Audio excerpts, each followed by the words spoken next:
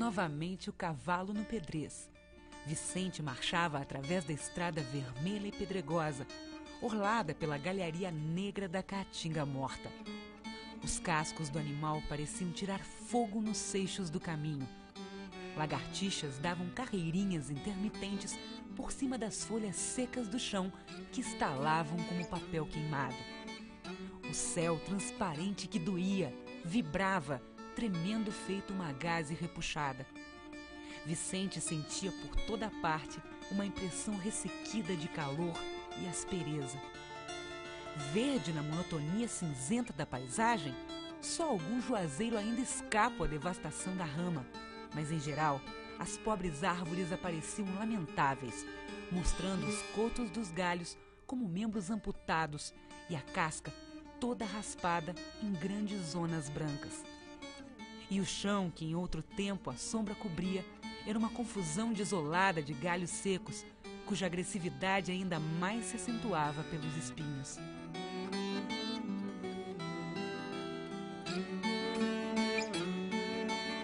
Raquel de Queiroz descreve assim, em seu romance de estreia, a tragédia do homem e da terra no enfrentamento da seca.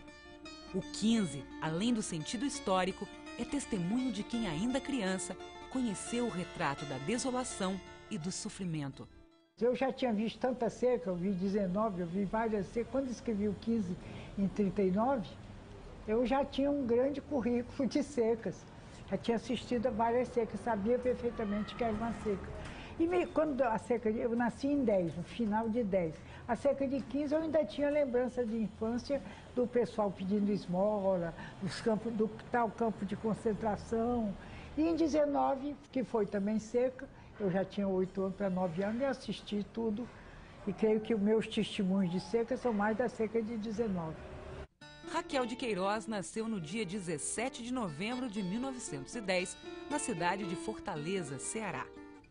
Lá formou-se professora, escreveu seu primeiro romance, engajou-se na política e começou sua carreira de jornalista. Comunista, trotskista, primeira mulher a ingressar na Academia Brasileira de Letras, sua vida se assemelha à sua obra, tanto pelo movimento quanto pela densidade. Eu tive uma infância feliz, viajamos muito, nos mudamos para o Rio, depois para o Pará, depois voltamos ao Ceará. E tinha 3 irmãos, homens, que eram os meus companheiros, tanto que eu era uma menina que não brincava de boneca porque eu não tinha com quem.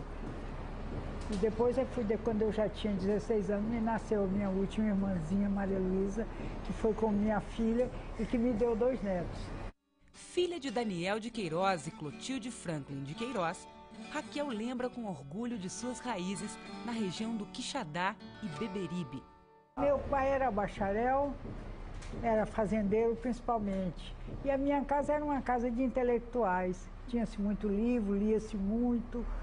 Eu me criei num ambiente, quando eu comecei a escrever, não era de admirar, porque era o meu ambiente normal. José de Alencar é parente, 2 ou 3 lados da minha família. Minha mãe é Alencar, de pai, mãe, avó, tudo. Ela não usava o nome, usava Franklin, do pai dela, que também era Alencar, mas já usava Franklin. Em 1917, fugindo de uma das piores secas que atingiu o Nordeste, Raquel migra com a família. Meu pai era bacharel, não gostava de ser juiz, e então foi tentar a vida. Vieram essas secas grandes de 19, etc. Ele então resolveu vir aqui para o Rio, onde ele tinha um irmão, o professor Queiroz Lima, que era professor da universidade, era irmão dele, e ele veio para cá, ele tinha estudado aqui no Rio, mas não se colocou bem, ele queria ser fazendeiro mesmo. Resolveu ir para o Pará. Passamos 2 anos no Pará, lá ele voltou para o Ceará e disse, nunca mais vou sair do Ceará, e na verdade não saiu mais. De volta ao Ceará, Raquel de Queiroz faz o curso de magistério e começa a colaborar com jornais. O impulso de escrever vem naturalmente quando você tem impulso de cantar e de tudo mais. Eu comecei a escrever coisinhas e tinha um jornal no Ceará, o Ceará, cujo diretor, o Júlio Biapina, era muito amigo de meu pai. Uma vez eu mandei uma carta para o jornal, eles publicaram com grande alarido e me abriram as portas para escrever jornal e eu até hoje não parei mais. Nunca trabalhei em redação de jornal. Não, nunca trabalhei porque eu fazia colaboração, era contos, crônicas, etc., não precisava ir para jornal. E eu nunca me interessei pelo trabalho jornalístico, o dia a dia do jornal.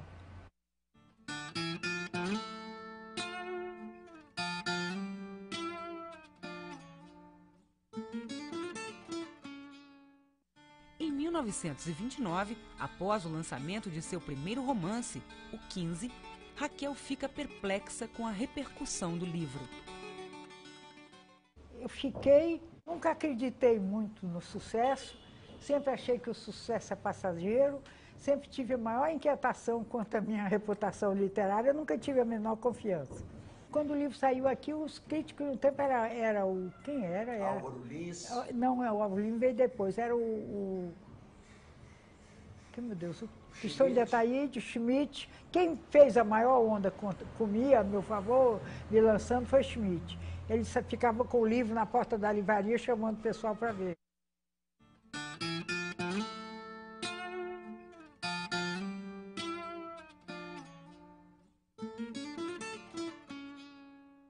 Eu já era uma menina muito lida, porque a minha mãe era um intelectual, lia muito, lia boas coisas. Meu pai lia muito, eles eram devotos do Eça de Queiroz e dos equivalentes. De forma que eu me criei numa casa de literatos. De escrever não era uma novidade, ler muito menos. De forma que eu era familiar com toda essa gente, com todos os bons escritores. Era a minha mãe, minhas tias, meu pai, lia-se lá. O Eça era o deus da casa. Machado, por exemplo. Eu, por exemplo, brigava muito com elas porque eu era mais machadiana. Machado era aqueles escritores da época. Anatoly, eles liam muito em francês também, não liam em inglês. Nesse tempo ninguém lia em inglês. Dostoiévski era o deus da mamãe. Eu traduzi por causa de mamãe, traduzi uns 3 Dostoiévski, cada tijolão. Durante quando eu vivi de fazer traduções, eu traduzi muito Dostoiévski. Meu pai tinha a religião do Eça de Queiroz. Lá em casa o Eça de Queiroz era o autor predileto. Nós pequenininhos já sabíamos. Você que é o escritor, a gente dizia o Eça, porque era o escritor predileto de meu pai, de minha mãe, de meu avô. Minhas tias, tia Beatriz, tia Celina. Era o escritor predileto, o Machado. Eu fui muito bem criada em matéria de escritores. Eles só me davam para ler coisa boa.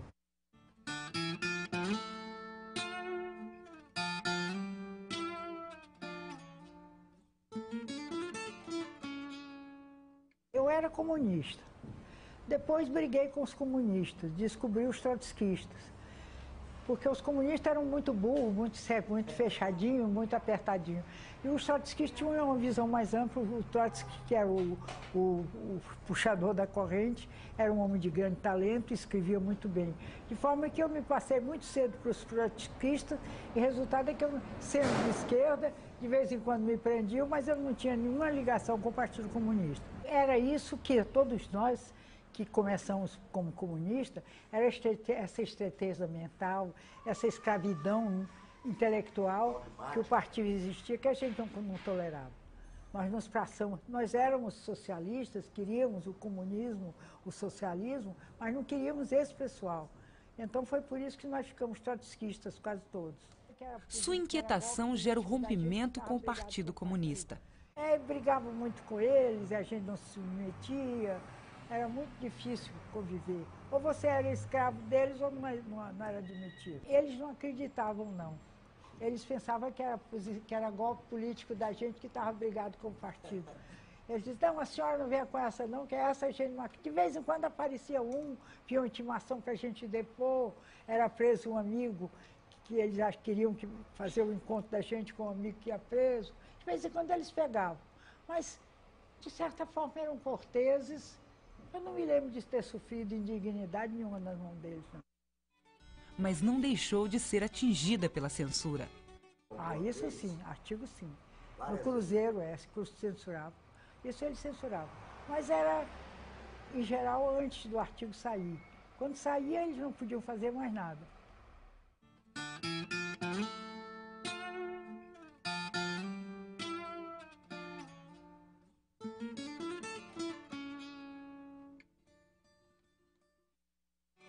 Em 1939, muda-se definitivamente para o Rio de Janeiro.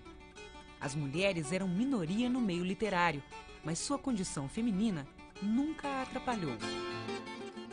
Ao contrário, esse negócio de ser uma mocinha, quase uma menina, me ajudava muito. Eles todos que ficavam me favoricando. No grupo que eu andava já tinha muitas mulheres, Nise Silveira, Eneida, já tinha muitas mulheres aqui no Rio. Lá no Ceará tinha menos. Maria Eugênia Moreira, né? a Eugênia Álvaro Moreira, Maria Eugênia Celso. Já tinha muita mulher. Eu sempre disse que fui muito paparicada. Esse negócio de ser mulher e encontrar dificuldade é lenda. A gente é muito paparicada. Os escritores já, eles não têm coragem, uma mocinha que está começando, eles ficam todos ajudando, paparicando, abrindo espaço. Eu sempre fui muito paparicada. Lá no Ceará era o Antônio Salles, era o nosso mestre, o nosso guru e aquelas pessoas em torno dele, Jada de Carvalho, de Raci Menezes, etc. E aqui no Rio, eu vi apresentada para o Schmidt, Augusto Frederico Schmidt, que se tornou logo meu editor. O Zé Olímpio, isto é, o Schmidt ainda não era editor, mas já fazia livros. Fui apresentada ao Zé Olímpio, que me propôs publicar o livro. Fiquei Zé Olímpio até eles morreram no passado, ano atrasado. Nunca mudei de editor. E foi uma coisa muito fácil, muito de camarada, muito... As rodas literárias não são fechadas, não são herméticas. E quando chega uma moça assim, os homens têm boa vontade, ensinam as coisas e elogiam. Eu realmente não tive calvário nenhum.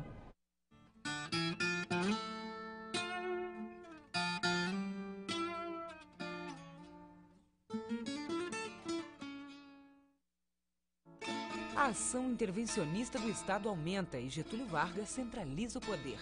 É a ditadura do Estado Novo. Vargas cria o DIP, Departamento de Imprensa e Propaganda, para fazer o controle ideológico dos meios de comunicação. A ditadura Vargas era mais no plano político. Os amigos se encontravam, a gente trabalhava, a gente comia. Zé Lins tinha emprego, Graciliano tinha emprego, eu tinha. As cidades são muito grandes. E o governo não tinha poder para interferir, saber com quem eu conversava. Se você via na minha casa, eles não tinham soldado para botar soldado na porta da casa da gente, de todos nós. Todos os políticos, porque o Getúlio tinha mais inimizade com os políticos democráticos comuns do que com os políticos de esquerda. Porque os políticos de esquerda não tinham poder, e os políticos comuns tinham. Tinha o seu eleitorado, tinha a sua influência, tinha a sua força. De forma que o inimigo do Getúlio eram mais eles do que nós. Nós éramos o sub-inimigo. E a gente se comportando bem, não fazendo comício, não soltando, eles deixavam a gente em paz. Pareciam polícia aqui, vinham aqui, faziam as perguntas, ia-se embora, mas não atrapalhava muito a nossa vida. Eu era patrulhada pelo pessoal do partido, mas o pessoal do partido não tinha poder dentro dos jornais para os estrelões, assim como Zé Lins, Graciliano, eu, etc., nos fazer a nossa caveira. Eles não tinham poder para isso. Durante a vigência do Estado Novo, Raquel de Queiroz escreve Caminho de Pedras, literatura engajada de esquerda. A inspiração foi aquela. Eu nunca escrevi nada por conivência com o partido. O livro foi lançado pelo Schmidt editor. E o partido ainda não era tempo do Getúlio, o partido não abria o bico na imprensa. De forma que eles nas costas da gente falavam, mas eles eram no tempo da ditadura do Getúlio e eles não tinham expressão. Estavam na clandestinidade, né? Estavam na clandestinidade. A gente que tinha que manter lealdade a eles, para não parecer que a gente estava denunciando eles. A gente tinha que manter o maior cuidado, nós que não éramos mais do partido, tínhamos que manter as melhores relações e tal, para eles não nos acusarem da gente denunciá-los à polícia, que ninguém era capaz de fazer.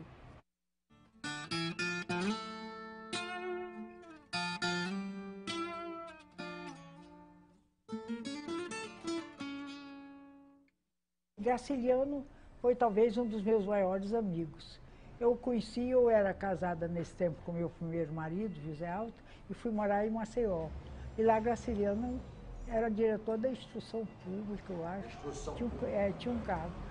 E Graciliano se aproximou da gente, era Zé Lins que estava lá, Zé Lins do Rego, Graciliano, eu, Zé Alto, meu marido, e éramos um grupo muito muito constante, porque não tinha outras pessoas. Zé Lins fazendo aquelas loucuras dele, que era o nosso estrela, de forma que não foi uma amizade natural que se prolongou até eles morrerem, infelizmente morreram primeiro do que eu. Graciliano era uma pessoa difícil, mas era um terno, um carinhoso, quando ele queria bem, quando ele era amigo, ninguém era um amigo mais delicado, mais gentil, mais compreensivo do que Graciliano. Quando nós começamos a ser comunista, ele não era, levava a gente na troça. Ele ficou comunista depois e aquela prisão foi o que o amargurou mais. Mas nunca isso afetou as nossas relações. Eu já era trotskista, logo eu fiquei com o trotskista muito cedo. Nunca houve debate ideológico, porque na verdade eles não eram ideólogos, nem Zé Olímpio, nem Graciliano, nem Zé Lins. Eram todos o que a gente era contra o Getúlio, né? Contra a ditadura aqui.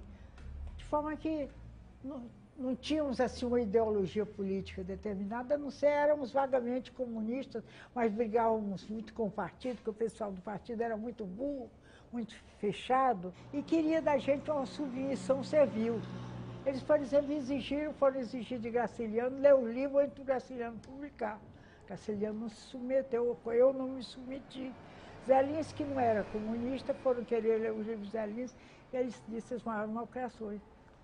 E Zé Olímpio, que era o nosso editor comum, nos defendia e nos dava guarida a todos. Nesse tempo eu já estava expulsa, era traidora, era isso, era aquilo, nessas brigas de Graciliano. Porque a gente tem a fase de entusiasmo, depois tem a fase de briga e a fase de horror, né?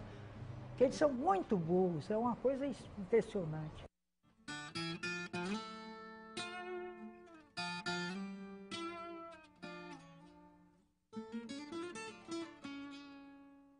Nós não gostávamos muito do Jango, né?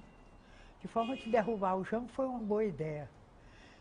E depois, se não fosse o derrubado do Jango, não se tinha chegado depois a Constituição, a consolidação da liberdade no país, né? O Jango foi a derrubada do Jango e do janguismo, que eram os que sobravam do Getúlio, era a condição sine qua para se poder voltar a um Estado de direito normal.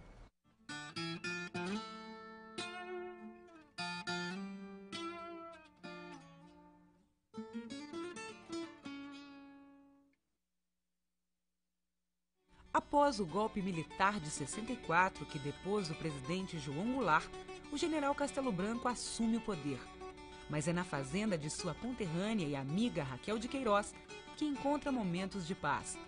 Em julho de 1967, alguns meses após passar a faixa a seu sucessor, Castelo Branco morre em acidente aéreo, saindo da fazenda Não Me Deixes.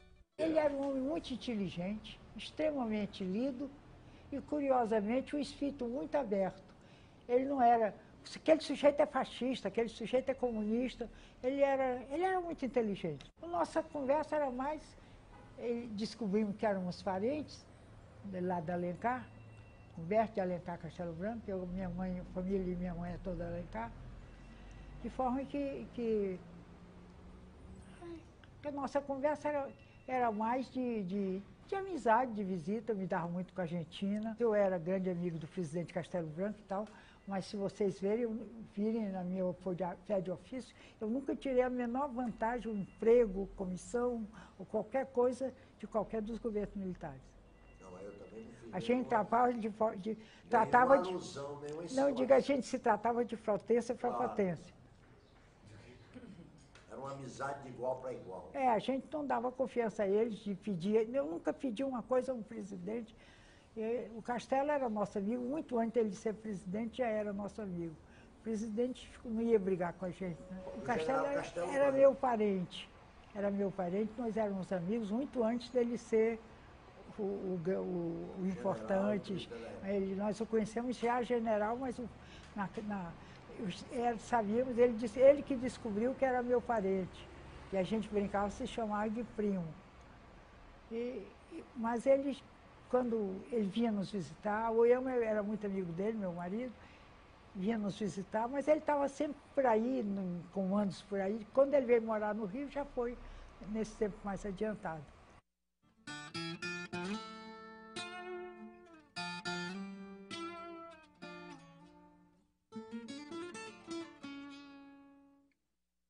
A fazenda Junco, que era a fazenda de meu pai.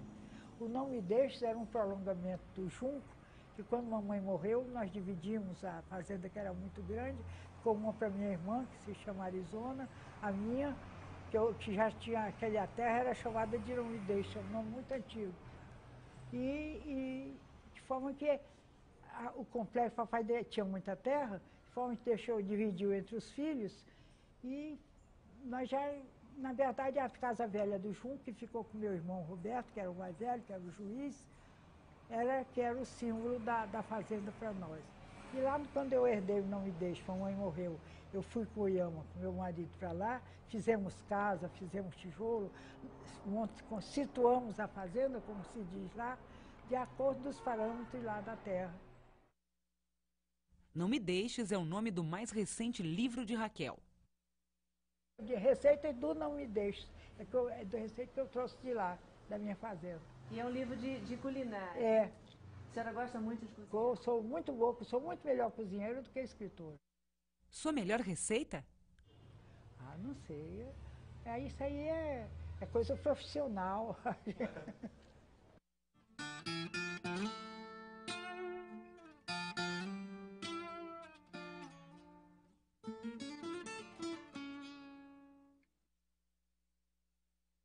Em seu romance O Memorial de Maria Moura, escrito em 1992, Raquel de Queiroz retrata a tradição feminina no Nordeste, pensando tipos que encontrou na vida real. Você escreve um romance, você não pode inventar pessoas, não é? Então um personagem eu boto um tique seu, outro de fulaninho. As pessoas são criadas, são criações, mas a gente não inventou o ser humano. Então, tem que copiar um tique de uma pessoa que você lembra. É sempre assim. É da vida real, mas não é do retrato real.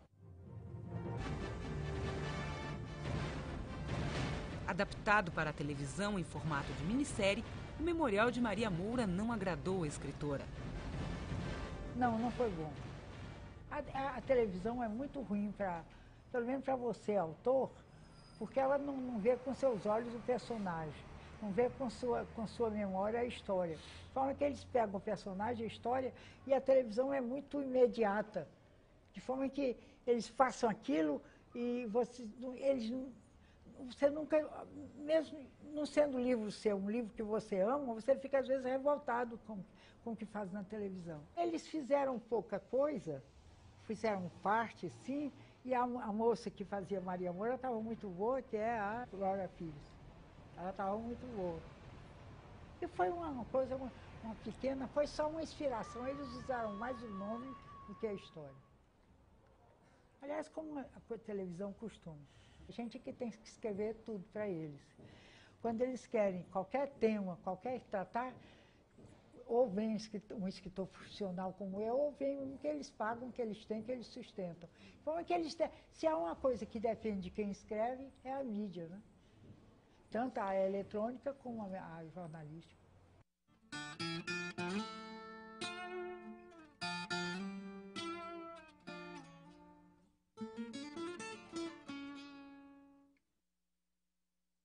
Ele era meu amigo. Era seu amigo? E tinha sido com a revolução, uma revolução que houve em 15, no Ceará. Ele era chefiado por ele, o Padre Cícero era o inspirador, e meu pai era um dos coronéis, dos tenentes que brigaram em 15, derrubaram o governador do estado, pintaram o diabo. Invadiram, pintaram o diabo. O papai era desse, era de lá, e o Padre Cícero era o chefe. O Padre Cícero me recebia lá no Juazeiro, eu fui 2 vezes visitá-lo, ele me recebia como uma filha querida.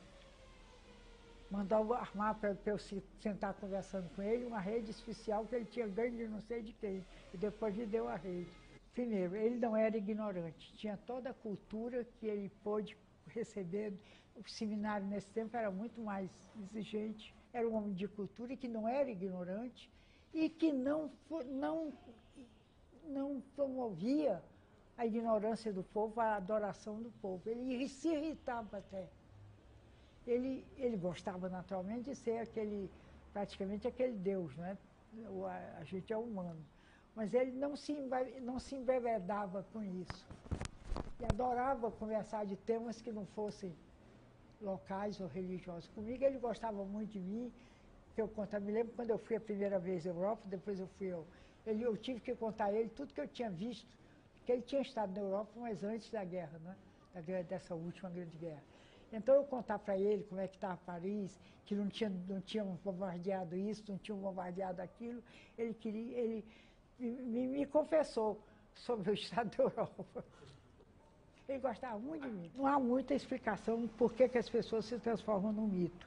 Mas ele foi ser vigário lá em Juazeiro e era muito caridoso e era muito virtuoso. Ele nunca teve mulheres, nunca teve casos, nunca teve uma coisa reprochável do ponto de vista pessoal na vida dele, como padre, né? Era extremamente caridoso. Na casa dele não tinha nada. A casa dele era tão modesta quanto a casa de um caboclo. Era extremamente modesta a vida dele.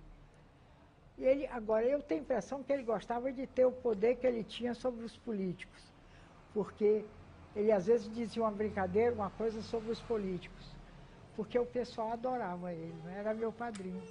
Padre Cícero Romão Batista era venerado como um santo em todo o Nordeste. Historiadores, jornalistas e pesquisadores contam que em 12 de abril de 1926, Padre Cícero e o deputado Floro Bartolomeu contemplaram um Lampião com a patente de capitão legalista.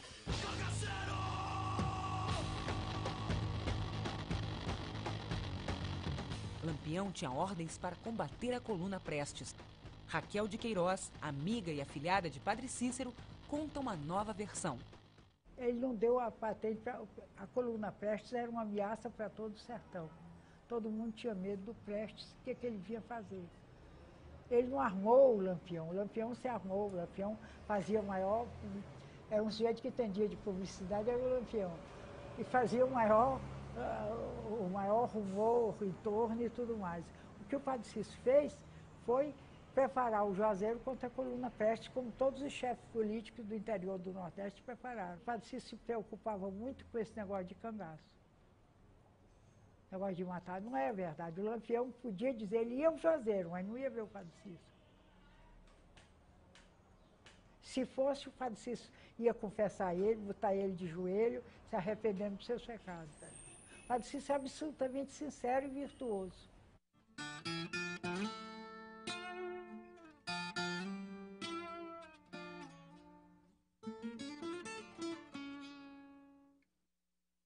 Ela foi a primeira mulher a usar o fardão da Academia Brasileira de Letras.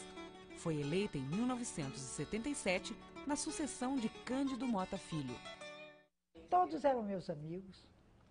Quando eles iam, a gente estava na rua conversando no botequim. A hora de ir para a academia, Adonias, todo mundo ia para a academia e iam me deixar no meu carro porque eu não podia ir com eles.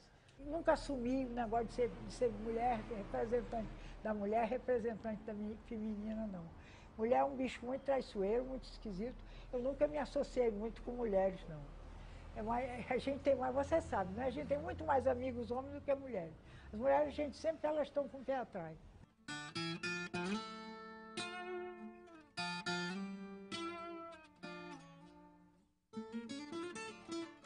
Confesso que eu nunca gostei muito de escrever. A gente escreve uma certa imposição íntima.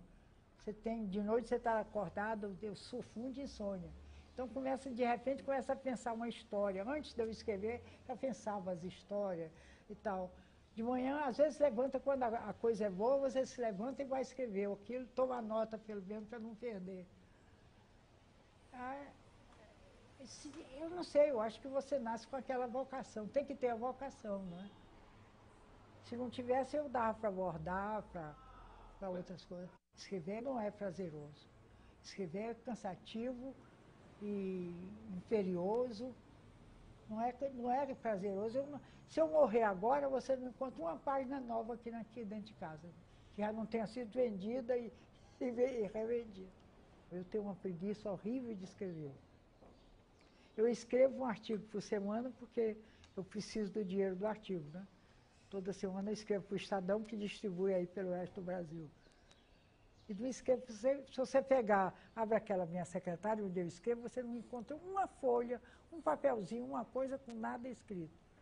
Se eu quiser publicar alguma coisa inédita, aqui eu não tenho. Raquel confessa também o seu sentimento ao terminar de escrever um livro. Alívio. Entreguei, aí eu não releio logo, e leva uns tempos entre acabar o livro e entregar ao editor. Eu nunca conto ao editor que acabei o livro, porque ele começa a cobrar. E eu ainda vou mexer muito nele. De forma que é um segredo. O Zé Olímpio vinha, às vezes, fuxicar para ver que se eu tinha acabado uma coisa, eu estava escondendo dele. O Zé Olímpio era meu irmão. A gente se amava muito, éramos muito amigos. Foi meu editor enquanto ele viveu, foi meu editor.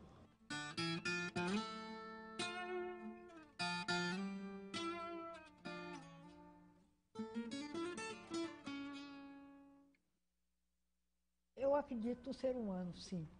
Acredito no ser humano e acredito nessa centelha que o homem tem, que faz ele criar civilizações, inventar aventuras, se atirar nos mares desconhecidos, agora subir no espaço. O homem é um ser superior, é um ser muito dotado. Eu tenho fé no homem e amo o homem. Eu não sei se é porque eu amo profundamente o Brasil, eu tenho a maior esperança. Eu vivo procurando os sinais de um progresso, como eu imagino. Quando eu vejo esses meninos hoje, meus netos são tão sabidos, falam inglês correntemente, fazem isso, fazem coisa que a gente não fazia, eu acho que a mocidade melhorou muito. Eu tenho muita confiança no Brasil. Acho que o Brasil vai longe. Demora ainda, talvez, mas vai longe. É um povo inteligente. Não sei, eu sou de suspeita porque a gente é brasileiro, né? Mas eu gosto do brasileiro, eu gosto de brasileiro. O Brasil está atravessando um momento até difícil. A gente não está vendo grandes homens apontando. Não é? Você tem algum? Quem é que é seu ídolo agora? Quem é seu? Está vazio, o panorama está muito vazio. A classe governante é um fenômeno bom. Está se recebendo muito os grupos inferiores. Então, não há mais aquele ambiente assim cultivado que a gente tinha nos afonsarinos, nas casas deles. Né? Então, já esses ambientes assim já não tem mais. Então, a gente vê, mas o povo está melhorando muito. Você vê lá no sertão, no interior, e se você não fizer uma escola para os meninos, as mães vêm praticamente exigir de você. Quando eu estou muito desgostosa com os políticos atuais, eu vou ler um pouco do que foi no passado, no século passado, era pior. Era pior, porque não era tão desmascarado como a gente hoje, tudo se descobre, tudo se conta, tudo se diz, não é? De forma que eu achava que acho que ainda foi pior.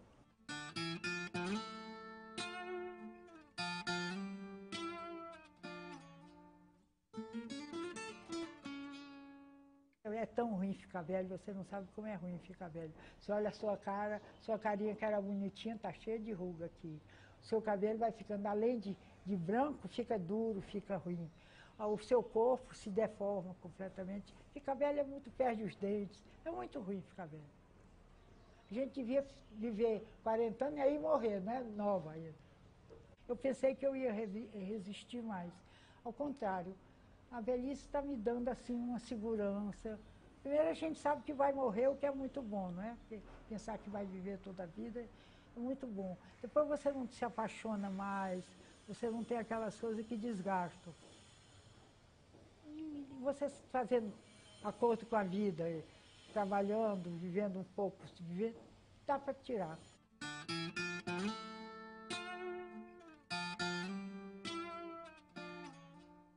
Infelizmente não tenho fé, eu não tenho orgulho disso, tenho até vergonha, confesso com tristeza, não tenho fé. Gostaria de ter. Muitos amigos meus tinham fé. A minha melhor amiga, Alva Frota, que morreu no desastre que morreu o Castelo Branco, ela era muito religiosa, eu dizia, Alvinha, você reza por nós duas. Mas eu me criei em colégio de freira, porque eu tenho aquela ternura, eu nunca fui anti-religiosa, eu não tenho fé porque Deus não me deu. Mas acho isso uma falha na minha personalidade e me faz muita falta. Quando eu passo por uma dor, eu perco pai, perco mãe, perdi minha filha, é terrível você não ter um santo, uma coisa que você se acolha, que é muito solitário e muito triste não ter fé. Eu espero que Deus me mande a fé um dia. Eu não tenho fé, não acredito nem em Deus. Quando eu tenho um desespero, uma coisa, quando minha filhinha estava morrendo, eu não tinha quem pedir nada, eu só podia chorar. É muito ruim.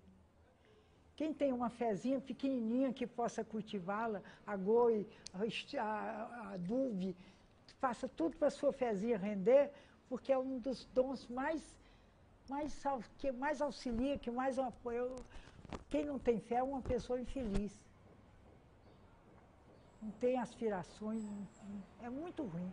Agora você está entre esse dilema. Eu simular que tenho fé, não vou fazer isso. Eu tenho a impressão que a gente que não tem o sobrenatural em si e tal, é como se tivesse um buraco na cabeça, numa falta, Mas o que a gente vai fazer? Eu também saber fingindo que sou é muito difícil.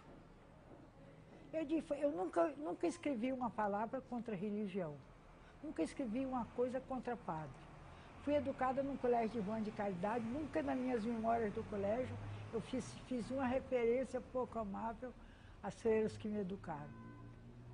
Eu sou muito ligada. Minha avó Raquel, que era religiosíssima, eu adorava ela.